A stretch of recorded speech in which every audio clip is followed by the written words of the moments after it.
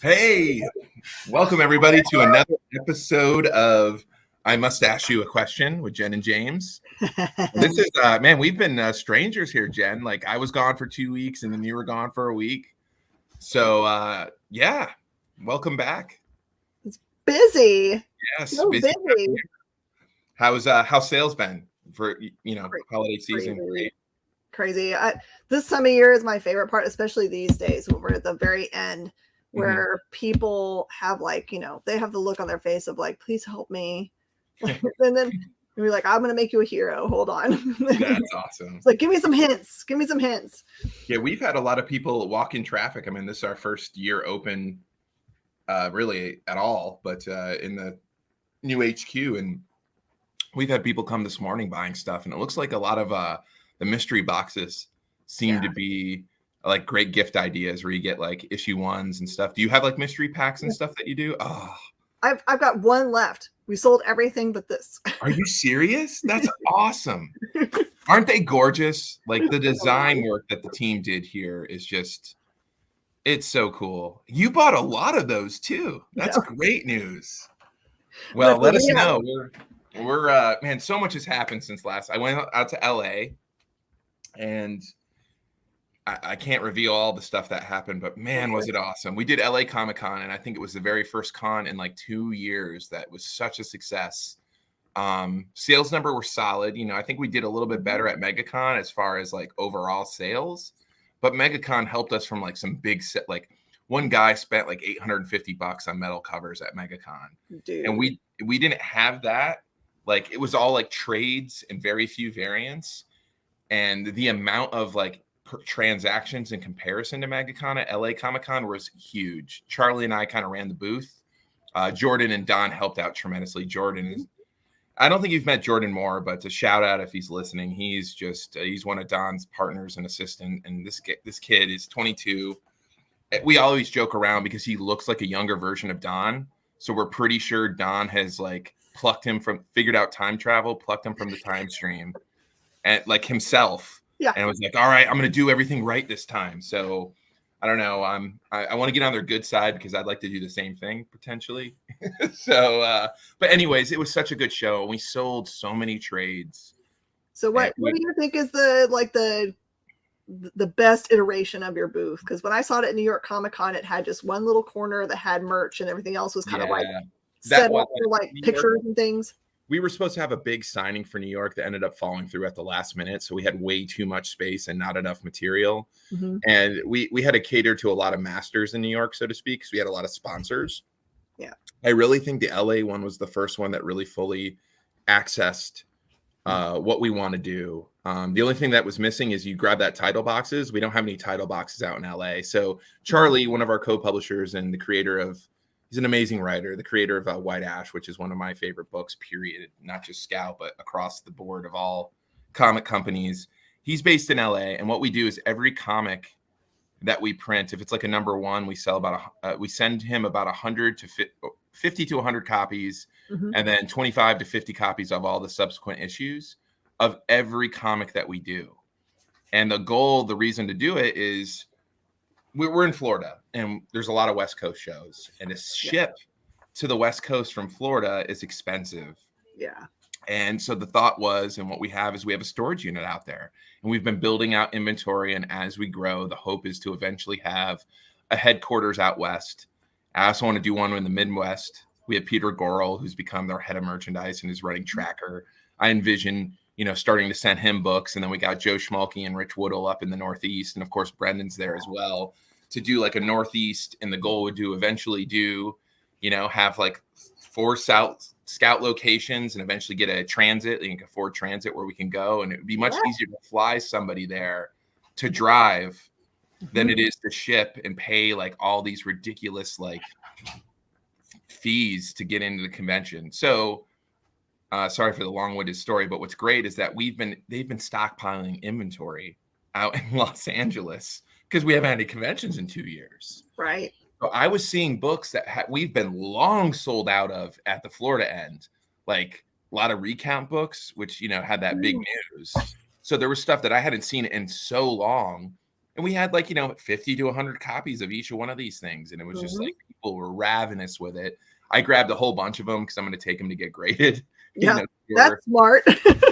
Yeah, we're only an hour and 15 minutes from CGC. And they're in Sarasota, Florida. We're in Fort Myers, so it's right up 75.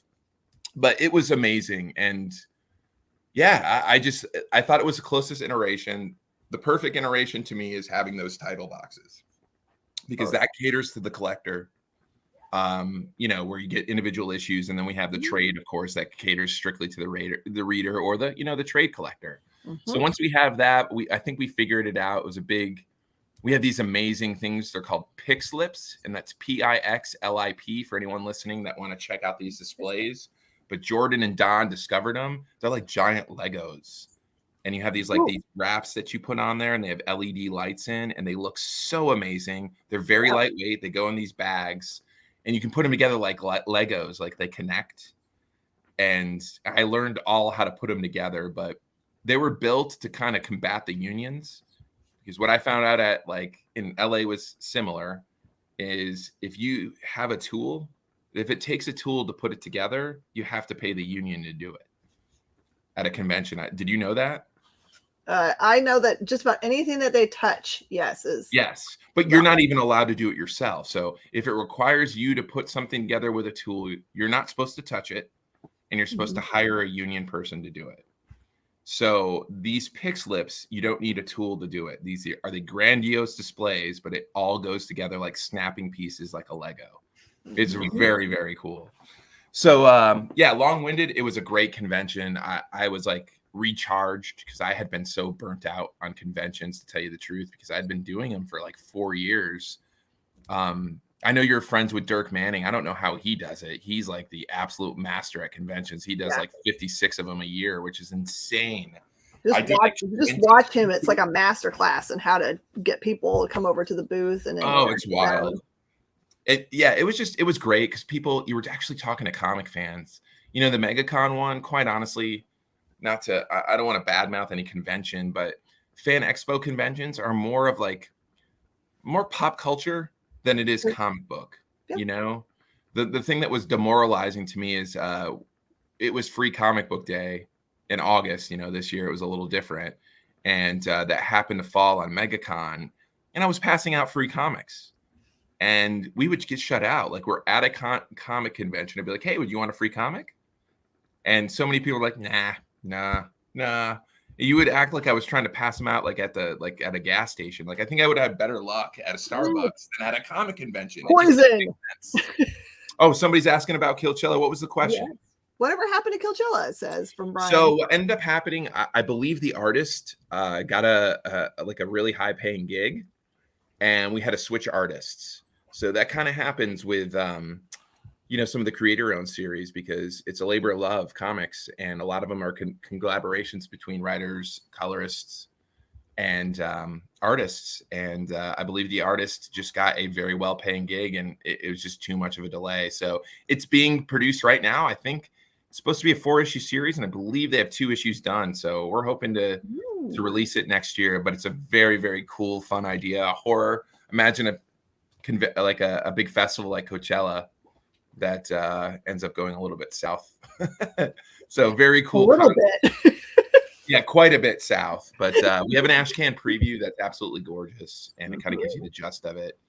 But that'll be coming out, knock on wood, pretty soon. But it's there was a lot of no progress for a good year, but now there's been a lot of progress in the past 3-4 months. So what else has been going on? So I know you were out of town for not the greatest of reasons. I think it was a sick friend or something, but I hope everything. Friend that you may know from if you're at any conventions at all, or have been for the last 10 years, there's a fellow that sets up called Bob the Artist. His real name is Bob Ludke. His wife was killed in a hit and run accident. Ugh, that's awful. And they still don't know the circumstances for all of that craziness. So it's the worst to lose a spouse, and super worst to have no answers about it. So I went up there. They've been friends of ours since the 90s, because he had a book back in the 90s called Template that I carried at in my first store. Super sweet family. His daughter Murphy has been part of the con culture since she was like 16, and she does her own books along with I think it's Tyndall does books with her. So yeah, Wow, I'm sorry to hear that. That was so you went out to just kind of see them and help them out. Yeah, and then it was kind of interesting when I was out there. I got to see some other store owners because they also went. So I got to connect with some people I haven't seen in a long time. So that part was really positive. Well, that's good. I mean, turning a pot. That's terrible. Terrible to hear. Definitely condolences to Bob and his family. Ugh. I can't even imagine. I can't even fathom that. Just it breaks my heart to hear. I wrote something down that I was meaning to ask you. Comics Pro. Do you know when the Comics Pro going to be live in person this year? Do you know? No, it's so funny. We got close. We got to the last month, and then everyone started saying, we really want to have it in person. But they had already planned it to be virtual, the way we did last year. And now with the way January looks like it's going to be, it's probably smart that we planned it to be virtual. Yeah, it looking like with the Omicron kind of. Yeah, it's. Yeah. I'm sure we're all exhausted by what's going on, and just man, hopefully one day we can get back to normal. Knock on wood. We're also trying to put together a part of the Plan C group that we've got for like the super indies and retailers and creators. We had some people. I put up the question: what can retailers do to help you guys on our end? What would be helpful if we did it? And then that started a really great positive discussion. And out of that came the question: why don't we have like something that's Comics Pro the Gathering, but for super indies? And I think that we've very clearly decided it would be way too expensive for like super indie people to all travel and be together and pitch the retailers that are indie friendly. But we are really pushing forward with the idea we're going to actually do a virtual event and probably not try to have it be like all at one time, but to make it a regular way that we can try to get all of the people that have like their own independent projects that even publishers haven't seen at all. Get that out so everyone can see it. So if there's projects that are worthy of being picked up by publishers, you'll see them and say, hey, come on over here. Or if they just, I didn't even know that this person had a comic book and they are in my town, so I can have them come and do a signing at my shop, that kind of stuff. So just connecting everyone together, because I think a lot of the problems that we have are just not that people are anti having those books in their store, but they may not even know they exist because we don't have a lot of extra time in our lives to hunt all that stuff down. Yeah. And just trying to find a place to put it all together so that if you like a thing, you can get a thing. I think that's a great idea. You know what really worked? I liked it. It was a little bit of a learning curve when we first did it, but then it started flowing. If you recall, last Comics Pro, it was like those Zoom breakout sessions. Yep. So all the retailers kind of sit in the room, and then what would happen is, us publishers would go from one room to another room, and we had what I believe it was like 10 minutes or 8 minutes.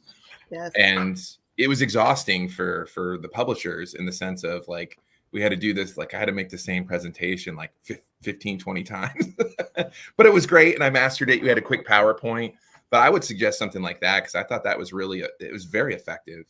You like that? Okay. It wasn't like, it didn't make you crazy to do it multiple times. No, I mean, that's what we did live and in person. I obviously much prefer doing it in person and giving out. And there's something to say with networking. I mean, it's so true. You can take any kind of business, right? And just if you do networking, it's wonderful. And I'll tell you a success story that I just had yesterday with networking and got some great advice. But I really enjoyed it. I thought it was great. You do a time limit, get some sponsors.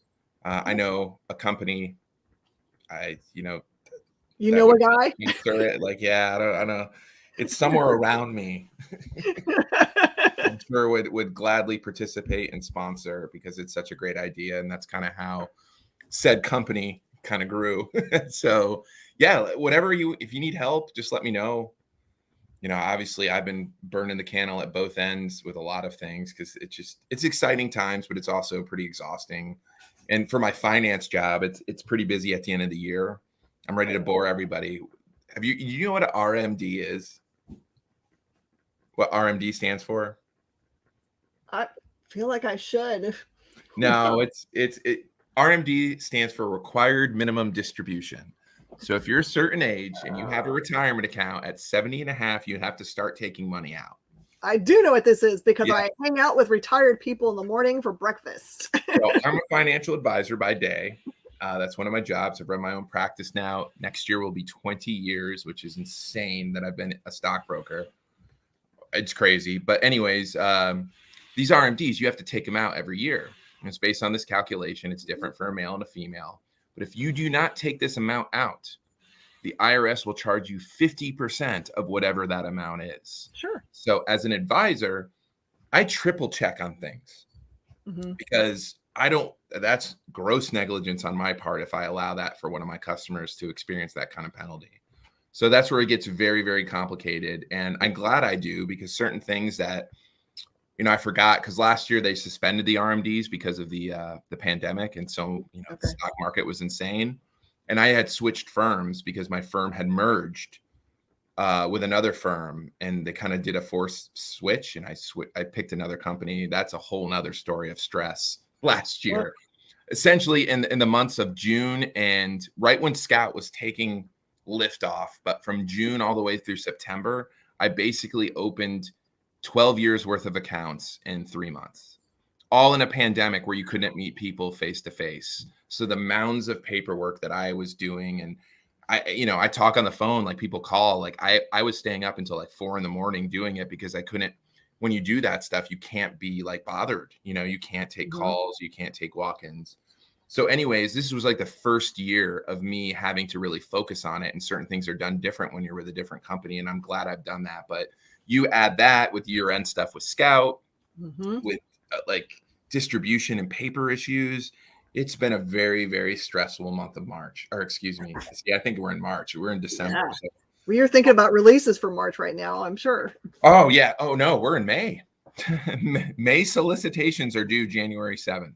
So I have a question for you. So sure. I had kind of like understood that Free Comic Book Day was in huge jeopardy because the mills that produce those books were saying no. But I've now seen people really soliciting their Free Comic Book Day books. Did something change? Did someone come to the rescue? No, people are sucking it up. I think it's cautious, optimistic terms. I mean, honestly, I think you're going to see a lot of it because it's absolutely real. It could change any day, because how paper works, how it was explained from our printer, is they almost have like, you have your normal connections. And if that's not there, there's like an open auction that takes place from what I was told every morning at like 5 a.m. right, Eastern time. And if there's papers there, you can purchase it, but it's like, you don't know what comes off what hasn't already been allocated. And there's an extreme shortage. It could change overnight, but a lot of the paper is just sitting offshore in tankers. And as far as Free Comic Book Day, I absolutely think it's in jeopardy, at least based on the, we have to have it printed by the end of January. You guys receive it, I want to say, what, in April? Yeah, I think March so. Even like some of them are in March, and these are huge print runs. And I know it's going to be an extreme loss leader because the paper that you have to do usually do a 60-pound paper, which is cheaper. You have to there is no 60-pound paper that's been out for months now. So you have to do a higher end, and a higher weight paper is a higher cost. So a lot of companies are going to lose tons of money on this Free Comic Book Day. I already know it was a loss leader for the shops. So they did make the announcement. That was just a planned announcement that they were going to do anyways. I'm really excited about ours. I mean, we're going through, we're going to do it. I mean, we're going to figure out a way. I've talked to our printer. We're going to find somehow to do it, but it's an electric black original story that Joe and Rich are doing. Ooh. Yeah, it's going to be so cool. So good. Totally new. It's just going to be an entire issue of electric black. I think there might be like four or 5 pages of previews of some upcoming stuff that we're doing, but I'm really excited. It's a really cool concept. The cover is gorgeous. Children of Cain. Yes, sir. That's what it's called. Electric Black. Children of Cain. And it's beautiful. I saw the cover. It's one of those things on the retailer incentive cover of issue 1, Joe and Rich, it's a dual cover. They both did it because they're both incredible artists and they're both great writers. So they kind of switch off the duties. and this is a joint cover they did together. And the last one they did was that retailer incentive for issue 1, which is my favorite cover. We made it the new remastered trade cover with some new coloring. Ooh. But that's the cover that I love. And I've seen, like Joe is like showed me his side before Rich did it. And Rich, he showed me some progress, but it's very, very cool. But we're going to make it happen. We're going to make it happen, but it's real, Jen. Like, and it's kind of, I don't feel bad for as much for us, like a lot of books, like we have Cult of Icarus as an example that was supposed to be out in December. Files have long been in. They haven't had paper to print it. It's now kicked to January. My own book, the Third Wave, it didn't come out in November because they didn't have paper. They only had certain amounts of doing it, and it came out last week. So the printing was gorgeous, so it was worth the wait. Yes. And by the way, I'm still, I kicked the tire again to find out where your 100 copies are. So if I don't hear for like a good answer with them today, they didn't show up here, and it was correct on the ship list. Oh, beautiful. That's the Children of Cain cover. Isn't that great? Beautiful. I love the color. And if people see in the bottom left there, that's kind of like the Electric Black Antique Shop. That was like issue 1 cover. Yeah, it's so cool. And this is like a story that takes place during, I don't want to ruin it. It's really cool. Again, one of my favorite series. So what we did yesterday, Jen, was we had our very first Whatnot.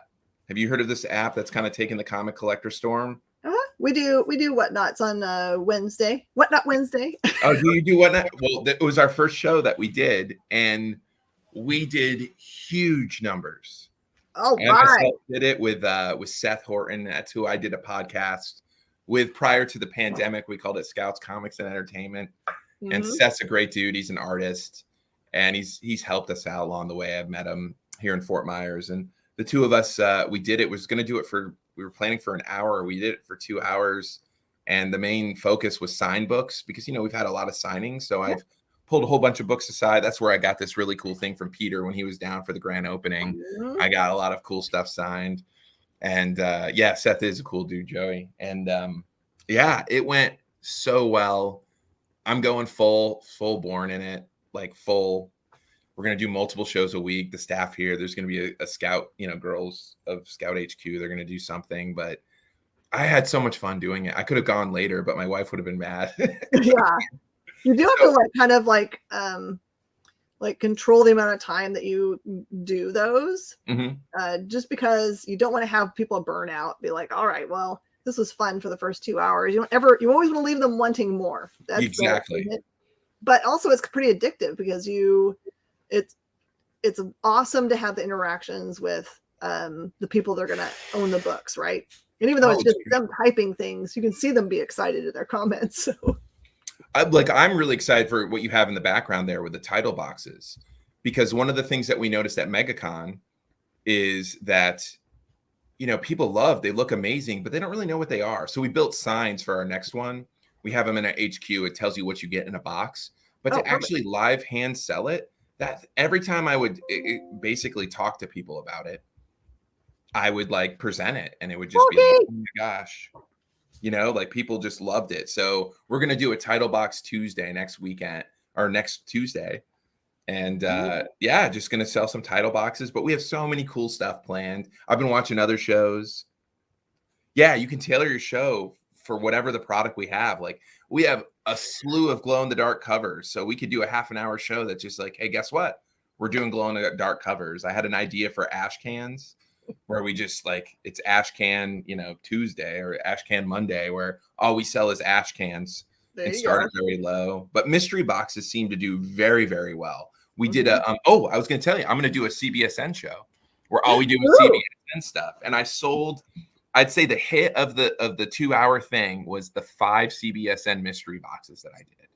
Oh, so they like them not knowing. Because someone who lost out, they're like, please, because they saw it because I was using it because it's such a nicely designed box. I was using it as a display. We're like, we see you have one. Sell that one to us. We're like, okay. Or else. Yeah. I still need to have you make me a Space Cadets one so I can just have random mystery. Oh, I'll do it on the next batch. You want to know something? You want to talk about back full circle to the paper shortage? Oh, yeah. I'm sure that it's chaos. I put a new order for title boxes and subscription boxes in like in July, at the end of July, and they have not gotten the cardboard in yet.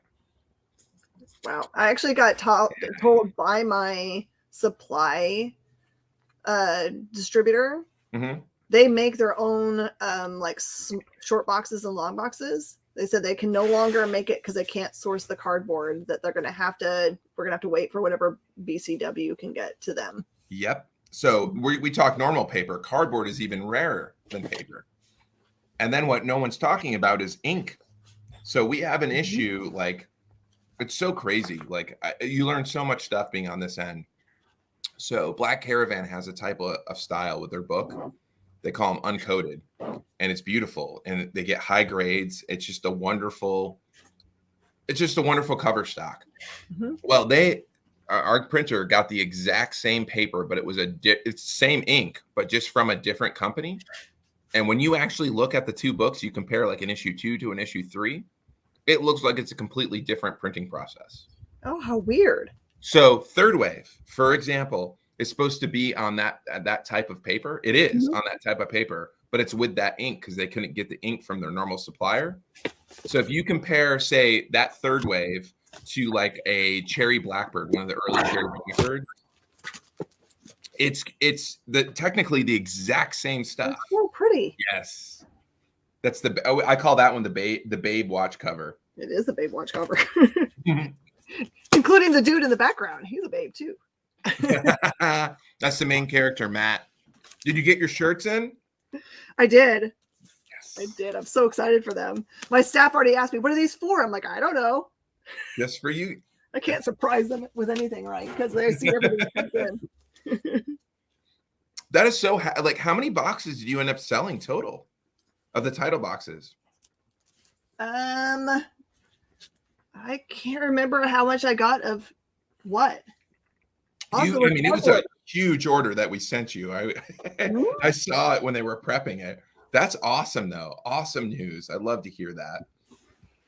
Did you find it like an easy sell, just out of curiosity? Once I figured out what the pitch was for what was in them. If I just said, "Hey, this is a mystery box and it's Vlad Dracul," then they're like, "Okay, well, all right."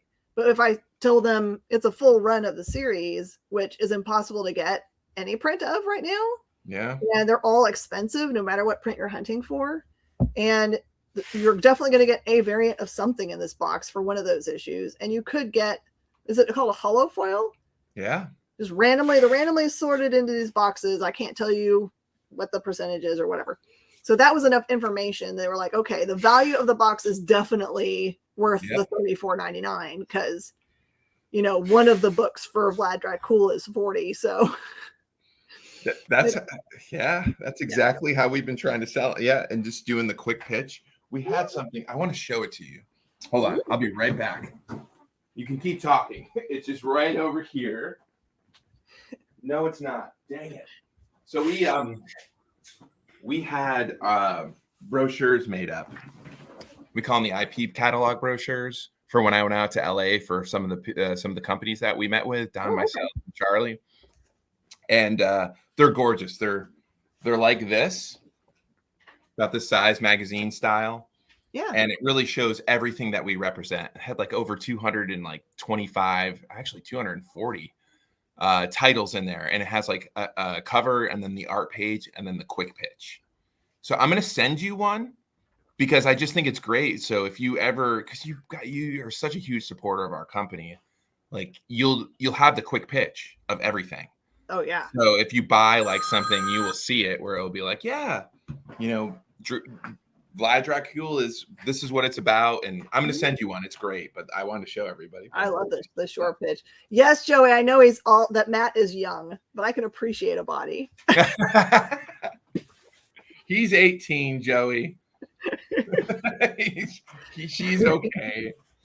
Now I just got the proof in for issue 2. I'm like so excited about that series, and working on another one with one of my best friends in the world. He's our HQ warehouse manager, and it's all based on this wrestling video game we did when we were in college, and we created our own little fictitious wrestling world.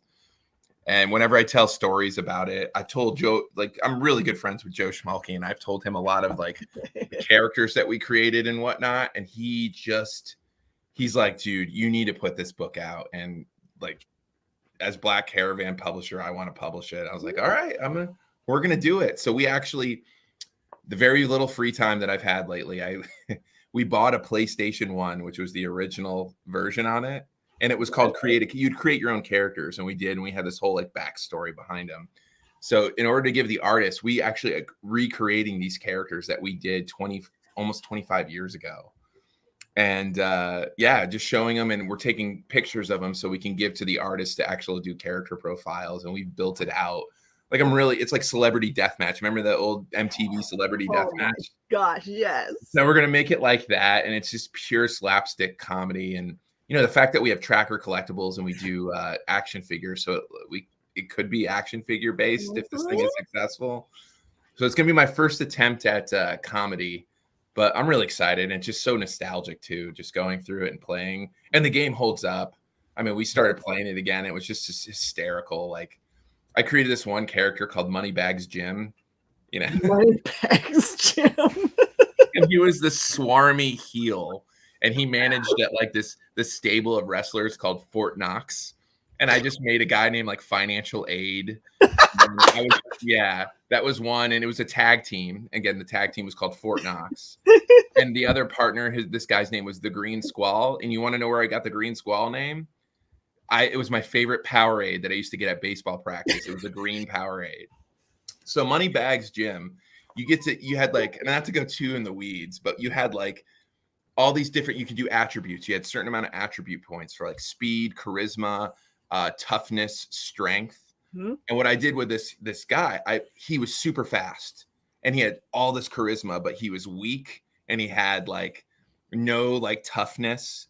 So what would happen is I figured out like I played the heel with this character where he would only fight in steel cage matches. And if people don't know, steel cage matches is you'd have to climb the cage and get out. It's the first person out. There was no pinfall. So his characters would beat the crap out of me, right? But since I had charisma, the crowd would get behind you. And how the game would work is if the crowd got behind you, you were invincible. So I'd get enough thing where I would beat the crap out of him. He would beat the crap out of me. And then I would get the crowd behind me, beat him up, and I'd run out of the cage and run out. So we we mastered this game, and we just created these like these insane stories, and they're pretty funny, and we're gonna actually put them to paper. I think regardless, it's gonna be a win for us because it's just nostalgia. You know what you need to do? Just if you want to do something ridiculous for a booth at one point, get yourself an island booth and split it in half. And have half of it be a pop-up shop that is Third Wave 99. Oh, that was... And set it up that way, just like it was a regular surf shop. And then the other side, set it up as the Electric Black. That would be awesome. I'm going to talk to Joe about that. That's because it's funny. Charlie had that idea for New York Comic Con before we kind of backed out on stuff. Like, Joey never playing James in any video game. Yeah, there was like I was really cheap at it, and it was hysterical. But before, New York Comic Con was such a touch and go thing with us. Like I could write like we're doing it, we're not doing it, we're doing it, because we didn't know if it was going to get shut down. Charlie actually said that idea is like each day we should have it themed on books. White Ash, we could have like everybody dressed up like elves and stuff like that, or like coal mine workers. And then one we'd have like bring out surfboards and have like shirts and stuff. But that's a great idea. That's like an awesome idea. It would be a huge draw, right? Like, what is going on at the Scout booth this day? I would try to do it like Abercrombie and Finch. I don't know if you remember, like at the malls and stuff, they used to have like loud music pumping out of the store. And they'd have like two models like standing outside, kind of like dancing. You're like, what is going on in there? And you have to have a scent for each day. Oh, that's a good. See, that's the stuff that's fun. And here's the thing: is like with the live shows, like with Whatnot and the Pop Shop app and CBSN, you can do kind of stuff like that. Obviously, it's not in person, but that's a great idea. Like maybe just do like a Third Wave show to kind of do it initially. But I'm really excited about the Whatnot. So are you having a show tonight? on whatnot? Jenna runs ours. Mm-hmm. So I think today I showed her we have a lot of people asking for specific things when we're on. She started doing hers as just walk around shows because we had so many people say, "Do you have?" Yeah. So she just walks around and goes and finds what they want and puts that up on the board. So and they like that because it's less of a static show where they like, Yeah. oh, these are the things that we brought and that's what we're going to show and that's it. But I showed her, she's been having a lot of people ask for Spawn books, especially in the 100s and 200s numbers. Mm-hmm. And so I showed her we got a big collection of those in that she could plan a show around that. So we'll see if that's what she's going to do today. Nice. What's your tag on there? I want to follow you guys. I think it's Commander King. I think it's Commander King. Okay. Do you know what time today it's going to be at? Your time? Gosh. I'm going to guess it's at 3, but I am not 100% certain about that. So 4 my time. Okay, cool. So what I've been doing, and Comic Tom gave me a great idea, is going to shows that I know and as Scout basically saying, hey, whoever spends the most on the show today, Scout's going to send you a free signed copy of XYZ. Brilliant. So to kind of help build the community, and it's worked wonders so far. I've done that a few times. So don't be surprised if I pop in your show today, Jen. Woohoo! 4 p.m. Yes. 4 p.m. Well, it looks like, yeah, we're at, we had a lot of catching up to do. It's, we're 37 minutes in, but let me end the question. I had a great question. Oh, because I'm eating and it was delicious. What is your favorite fast food? Oh, fast food. Now, fast food, it doesn't have to be drive-in. Okay. You can have something that is like, it's not like a sit down and dine. Like you would grab it to go, scenario. It's like to go fast food. All right, so not fast food at all, but if I could just go grab something really fast, there's a really good Thai restaurant near us. Oh. And I'm obsessed with Tom Kha Gai, which is like a coconut based soup. I for a long time I thought that if I was stuck on a desert island, I could only eat one food. That would say Tom Kha Gai. Mine. It's a weird food, but. No, I like that. I actually just had it. My wife's huge and loves Thai food. My go-to is I call it chipotle. Chipotle. Mm-hmm. And it's so funny. I'll leave you guys with this too. I was out in LA and Don lives out there and he was driving me around and I had to get, it's so frustrating. I got an iPad, like a new iPad for Scout. Yeah. And it has like a different charger than normal. And like we're using it for POS. So I had to stop by like a Target to get a new charger for it because I didn't bring it. I thought it was like the same one for my phone.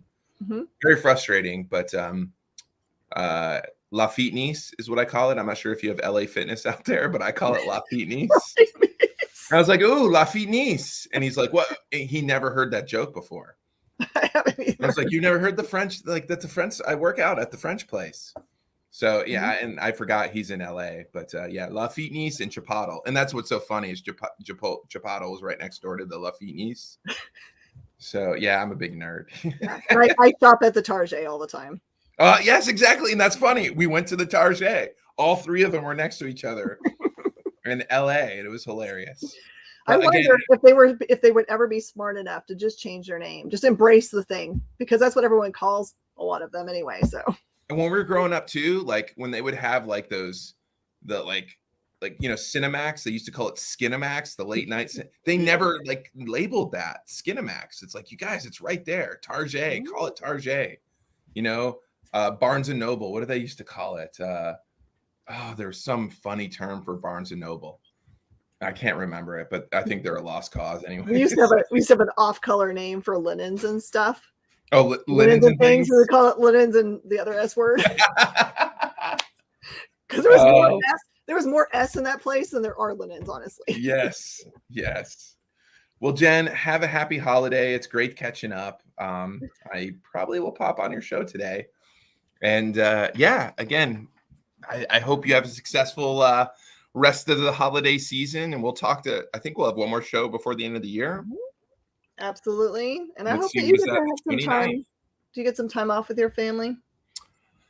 Not much. I have so much to do. It's unbelievable. I mean, we're This weekend, I have a lot. I'm going to my in-laws that live close, and then kind of my side of the family is we're doing something on the day after Christmas on Sunday. So these next 2 days, and then it's just cramming and catching up on a lot of stuff before the end of the year on the multiple businesses that I'm a part of. So a little stressful, but again, I'm totally blessed to be in this position. Again, every year I look at the previous year on where we are compared to we were the last year, and then personally too. And I couldn't be luckier, quite honestly. It's like one of those things, stop and smell the roses. And it's partnerships like people like you, Joey. I mean, gosh, Joey, I feel like I've known you forever, man. And I just met you not too long ago. So Joey yeah, is the bee's knees, I have to say. yes, he is fantastic. Him and Ambrosia, since they've taken over our social media, it's been wonderful. And I'm really excited about the new year. There's a lot of obstacles that we're facing as, you know, society and as a comic community. And yeah, I'm excited and also very ready for battles, whatever that may be. I mean, if there's ever been a more kind of underdog industry than ours, I don't know what it is. And I agree. We can handle just about anything. We're a ragtag bunch. We can do it. I think so too. And I mean, 2020 proved that, I think, in spades. But again, it's ever changing. I mean, you saw the Dark Horse news this past week, them selling to a huge big conglomerate, and then, you know, Marvel leaving Diamond, which is, where does that leave Diamond? Diamond's going through some issues with their whole ransomware thing that's, you know, that happened. It's wild. Again, very resourceful industry that we're in, and I couldn't ask for any more. But just again, like Captain America, we could do this all day. Yes, all day. Well, you take care, Jen. I'll talk to you soon. Again, happy holidays, and you too, Joey. And everybody, thank you so much for joining us. And we'll, they're calling me. It's See you guys next week.